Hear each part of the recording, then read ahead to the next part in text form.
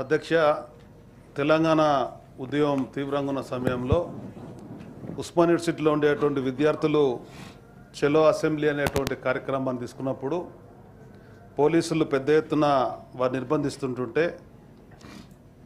20 ఫిబ్రవరి 2010 నాడు సిరిపురం యాదయ్య అనేటువంటి నిరుద్యోగ యువకుడు ఉస్మానియా గేట్ వద్దకు వెళ్ళి ఈ నిర్బంధాన్ని సడలించాలా, ఎట్టి పరిస్థితులలో విద్యార్థులు అసెంబ్లీ ముట్టడి చేయాలని చెప్పిన సత్సంకల్పంతో ఆనాడు తను పెట్రోల్ పోసుకొని ఆత్మహత్య పాల్పడింది. అధ్యక్ష, తెలంగాణలో ఉండేటువంటి యువతకు ఉద్యోగాలు రావాలా, తెలంగాణ సమాజం బాగుపడాలని చెప్పని తను ఆత్మహత్య చేసుకున్న సందర్భంగా అక్కడ ఉండేటువంటి ఆ ప్రాంతవాసులు ప్రతి సంవత్సరం ఫిబ్రవరి 20 నాడు వర్ధంతి కార్యక్రమాన్ని చేయడం, దానిలో నన్ను కూడా ఆహ్వానించడం, నేను కూడా గత కొన్ని సంవత్సరాలుగా ఆ కార్యక్రమంలో పాల్గొంటున్నాను. అధ్యక్ష, వాళ్ళ యొక్క ప్రధానమైన విజ్ఞప్తి మన గౌరవ మంత్రివర్యులు పొన్నం ప్రభాకర్ గారిని ఏదైతే సిరిపురం యాదయ్య స్మారక సమితి ఉందో వాళ్ళు తనని కలిసి విజ్ఞాపన చేశారు. అధ్యక్ష, ఉస్మానియా గేట్ వద్ద సిరిపురం యాదయ్య విగ్రహం ఏర్పాటు చేయాలని చెప్పని,